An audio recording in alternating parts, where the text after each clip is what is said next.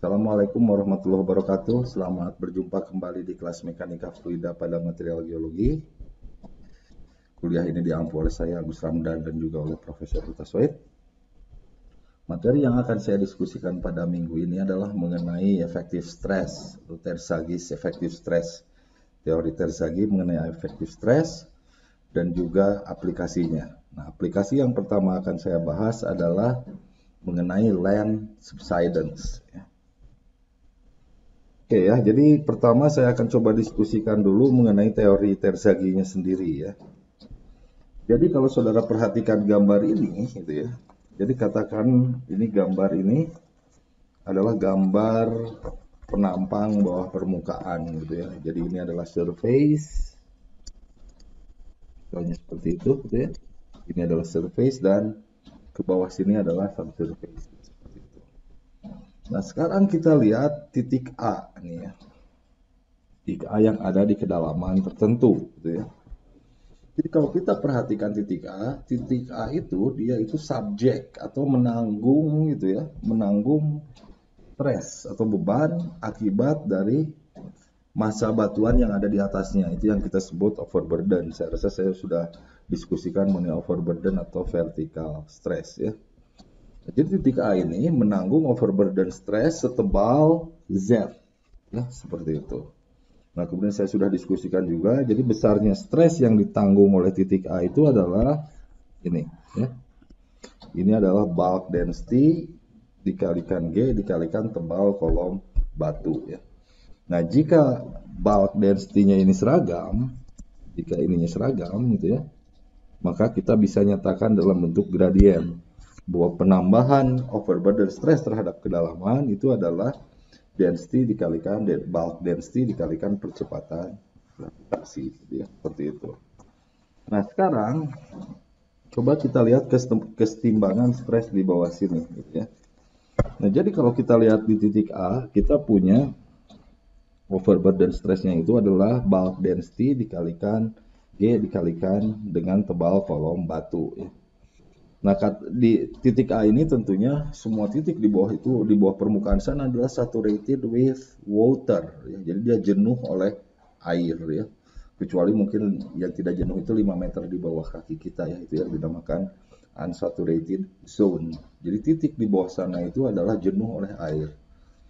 Dan katakan kita assume dulu pertama nih ya, bahwa tekanan air di bawah sana itu adalah hidrostatik.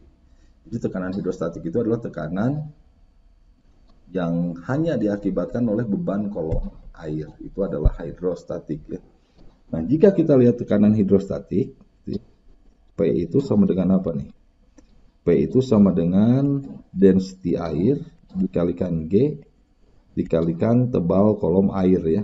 Tebal kolom air itu gamma, kita sebut kemarin itu ya, seperti itu. Dan ini kalau airnya itu density-nya 1 gram per centimeter kubik, maka kemarin kita dapat bahwa gradien penambahan tekanan terhadap kedalaman itu adalah 0,433 psi per foot, ya, jika kita convert ke dalam satuan psi per foot. Nah, jadi kita punya tekanan air di bawah sana itu sebesar penambahannya itu adalah 0,433 psi per foot. Nah, kita lihat nih sekarang titik A ya. Di titik A, kita assume dulu bahwa density batu itu, bulk density itu adalah 2,3 gram per centimeter kubik. Ini yang paling sering diasumsikan ya. Nah kalau kita punya gradien, kita punya batu dengan bulk density 2,3 gram per cc, maka ini saudara bisa hitung, ini akan memberikan penambahan dari apa namanya, penambahan dari overburden terhadap kedalaman itu sama dengan 1 psi per foot, ya, seperti itu. Nah kita kembali lagi ke titik A, katakan titik A itu ada di kedalaman, untuk gampangnya 10.000 feet. Jadi di kedalaman 10.000 feet kita punya overburden stress yang ditanggung oleh titik A sebesar apa nih? Jadi tentunya sama, karena gradien penambahannya itu 1 psi per foot, maka kita punya overburden di titik A di kedalaman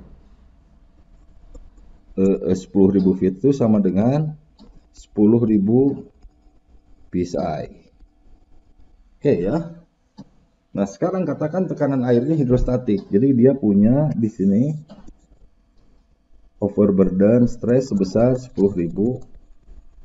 psi ya, seperti itu. Nah, sekarang katakan tekanan di titik A kita assume dulu hydrostatic ya.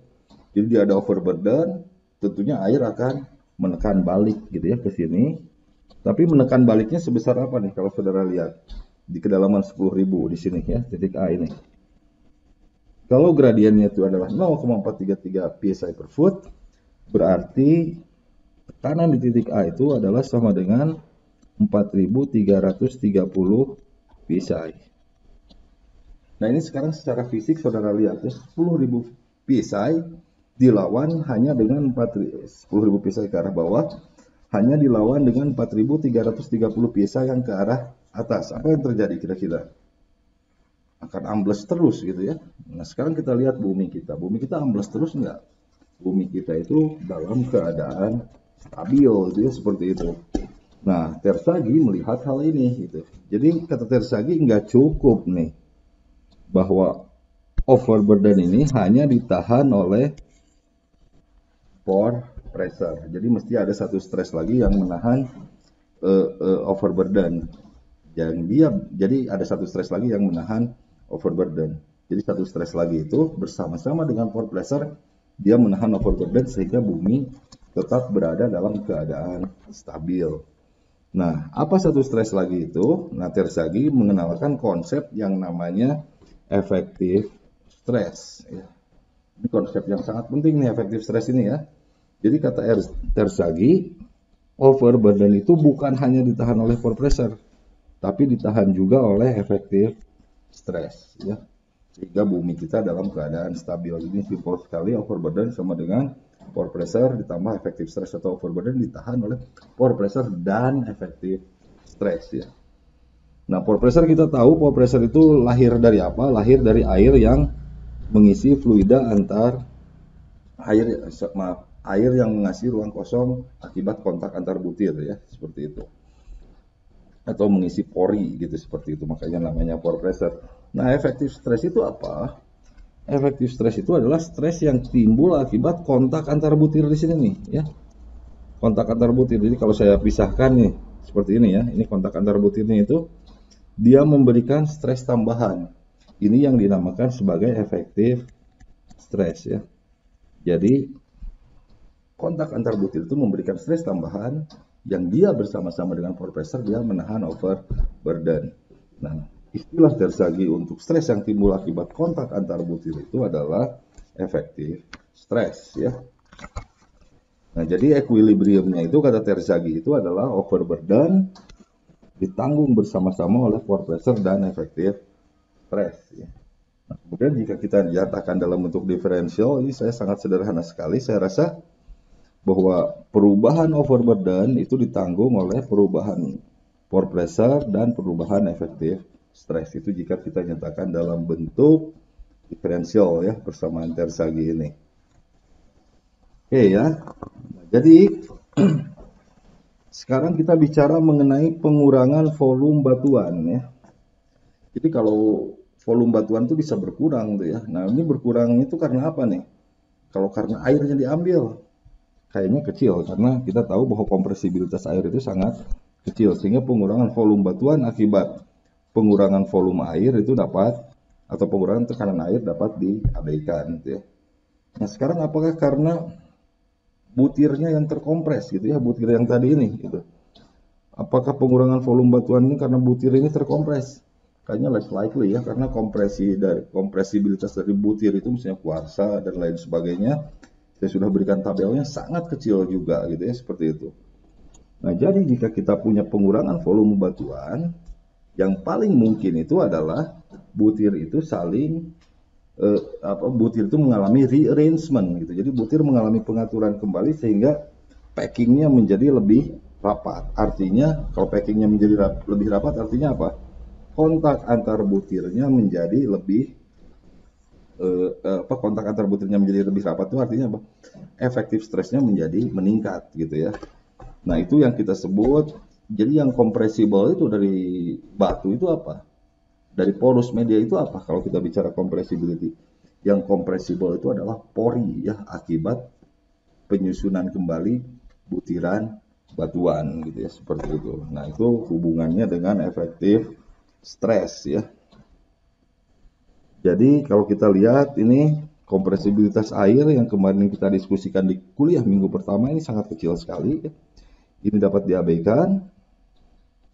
Nah kemudian kalau batuan mengalami pengurangan volume gitu ya, itu akibat compressibility dari media berpori. Nah ini kalau saudara lihat nih, kompresibilitas ini dB per B. Jadi ini artinya apa? Pengurangan ketebalan. Ini bisa di translate menjadi pengurangan void ratio ya. Kalau saudara masih ikuti kuliah yang pertama saya, itu akibat apa? Nah ini kalau kita lihat ini akibat perubahan dari efektif stres. Jadi perubahan efektif stres tadi ingat ya, sudah saya jelaskan itu adalah pengaturan butiran menjadi lebih rapat gitu, seperti itu.